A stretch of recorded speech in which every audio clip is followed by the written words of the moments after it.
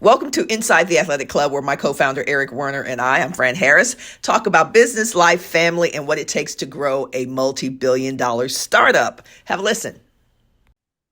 One of the topics that I'd like to talk through, you and I talk about a lot of, sports, and that in any sport there's a ton of skill sets. And when you Hmm. have a ton of skill sets, you have to practice your skills. But what a lot of athletes don't talk about is the mindset. Okay. Hmm. When you go through your skills portion of everything that you do, what is the value of the mindset that allows the athlete to propel to the next level? Okay, let me give you an example. You have A plus skills with an A plus mindset. Those Greatness. are greatness, right? Unicorns, right? Like Hmm. those are coaches' dreams. Okay. Then you have A plus skills with a B mindset. Okay. They'll do 20 drills one time. Okay. Then you have B skills, but with an A mindset. Over time, the B skills with the A mindset surpass the A skills with the B mindset, right? Hmm. So, what is, in your experience, talk about mindset and how you've approached that? I know you've taught a lot of athletes, Yep. one that play professionally to youth. What is the mindset approach and growth strategy that you teach to these to train how to have that mindset? The first thing, and even in business, when I'm coaching people in business, I'm like, the first thing is how you think. And how you think is a combination of the imprints you got when you were growing up, the behaviors, the attitudes, all the habits that you have. You start to think a certain way. So let's evaluate your thinking. And people are like, what? I'm like, let's evaluate the way you think right now. So certain situations, how do you think about this? Oh, I can't do that. I'll never be able to do that. They'll never let people like us do that. Girls can't do that. Guys from Bernie, Texas can't do that, right? There are Mm-hmm. all these thoughts that come into our minds when it's time to do something big. And so I help them evaluate what level of not level of conditioning, the level of thinking that they have before they ever pick up the sport, Mm-hmm. because I'm like, this is going to either accelerate or slow you down. The way you think, your thought process, the way you approach things is going to either accelerate your ability to get to where you want to go, or it's going to severely hamper your ability to get to you where you want to go. And once people grasp that concept, then they can be better prepared to be great at their sport. And I Mm-hmm. tell them, like, that thinking, because that's not the way you usually think, is going to creep back in. And if athletes are honest, and at some point we're all really honest, like, it's a continuum, it's a spectrum. You may be a tier A mindset person 90% of the time, but at some point, whether it's because of injury, a death in your family, a bad performance, just lifing, your old thinking is going to creep back in, and then you're going to be, this other person. So if you can, I don't like the word control, but if you can manage and monitor your mindset well, you can do anything. But Yeah. it's literally our inability to stay in a certain state all the time. And I'm not sure we should. I think we should come in and out of that state. You got to be able to be empathetic. You got to be able to do these other things.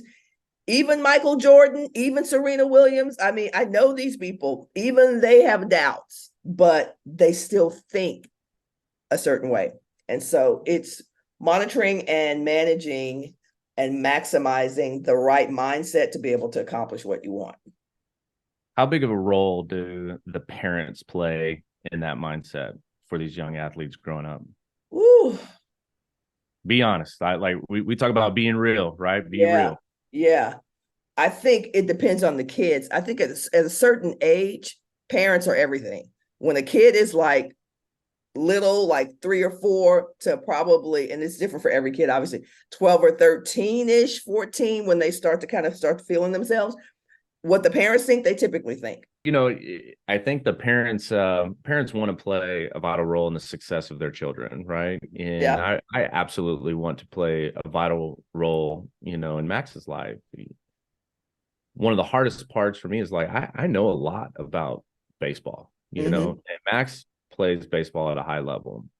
it is now, he's 14 years old, and it is now to the point where I'm like, hey, the way I play a vital role is let me step back, get out of the way, go do your thing, but I my consistency of when he was young, and I had to figure this out, right? Yeah. So from 2 or 3 to like 9, 10, I was like, no, we got to do this and we got to do that. It was all about the do, right? Yeah. And what I was seeing in him was like he didn't want to do, and when you don't want to do, you burn kids out. And when you burn kids out, they don't fall in love with the sport.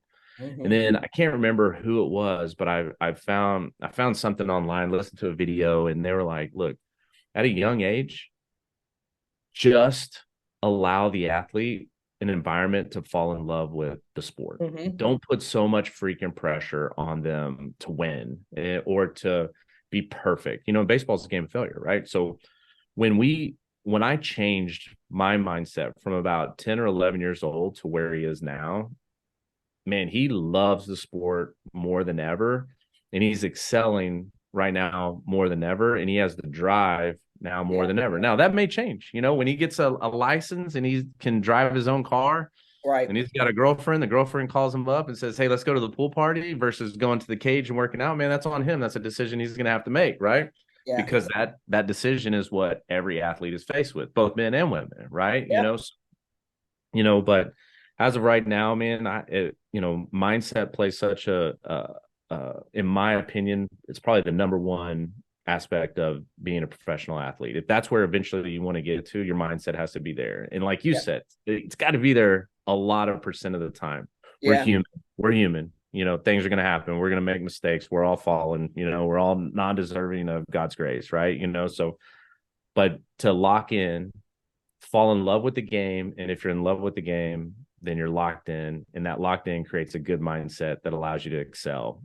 And all those B skills that people dog you about in whatever sport that you're in, have that A mindset. It gets you to the next level, and it gets you to the next level quickly, and coaches love you. Great. All right. Here's the second question. And this is for you as an active parent, because this is something that I dealt with when I was coaching my AAU teams. The question we talked about the other day about mindset and athletes and what role it plays, parents, what role they play. What about parents? How do you feel when someone outside of your family, a coach, an advisor, someone your son admires, starts listening to someone else? Mm. How do you deal with that as a parent? Do you feel insecure? Do you feel threatened? How do you deal with outside forces, positive or negative, influencing your son since you stepped back? It's funny. It's funny you say that. I'm an overanalyzer. You've worked with me long enough. You know that I go way into the deep on some things. Mm-hmm. Jess and I have had long conversations, right? So my son is a perfectionist, and I can only relate to my son. I can see things outside, but I don't have all of the clues, right? Or I don't have all of the context in some of those conversations. But personally, we intentionally speak to, interview, research, and we only allow certain people to speak into Max's life when it comes to his athletic career. He is a perfectionist by heart, and you can't be perfect in any sport, let alone baseball, where you Mm-hmm. fail 70% of the time, right? And I've had coaches that have spoken into his life going, hey man, you're never going to be an infielder. You're going to be an outfielder.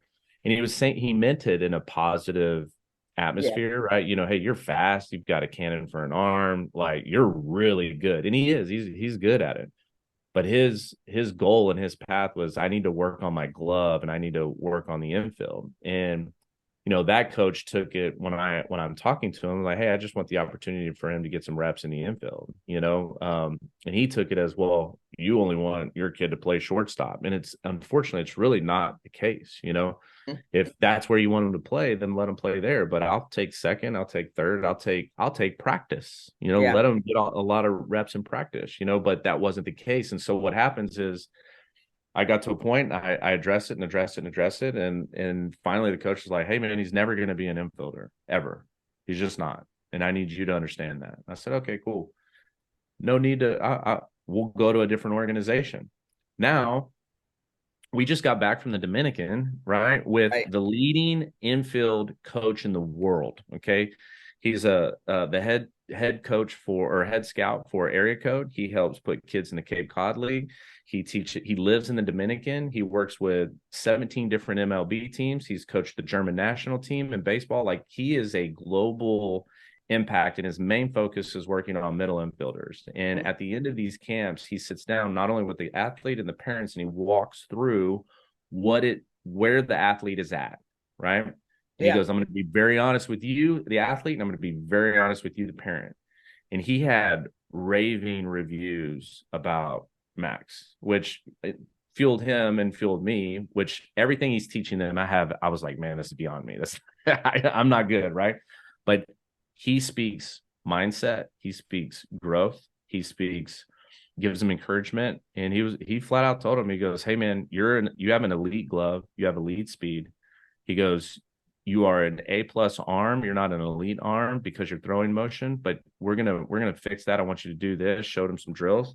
And he's like, you're going to be an elite thrower by the time you're 15 years old. And so he goes, I see you going, you're going to play a lot of infield for the rest of your life, And I was like, great, And so, but it wasn't my dream for him to play infield. It was Max's dream to play infield. And so I have this coach at 10 years old telling my kid, you're Mm. never going to be an infielder. And he may play outfield in college. Who Yeah. cares? I don't know. But at this moment, in this time, he wants to be an infielder, and I need to put him in an environment to succeed. The Yeah. rings mean nothing to me, right? Mm. And so from the mindset, ever since that happened, the coaches, that his swing coaches, his throwing coaches, his pitching coaches, the high school we go to, my wife and I have done a lot of research. Where you at? Where you at? And we sit down and, what's your mindset? What's your approach? How do you deal with this? And because it matters, and just for the longevity of how it impacts my son personally. And the bad part. If you enjoyed this episode of Inside the Athletic Club, be sure to like, share, and comment. And don't forget to turn on notifications so that you don't miss future episodes. Until next time, love, serve, do better. We'll see you.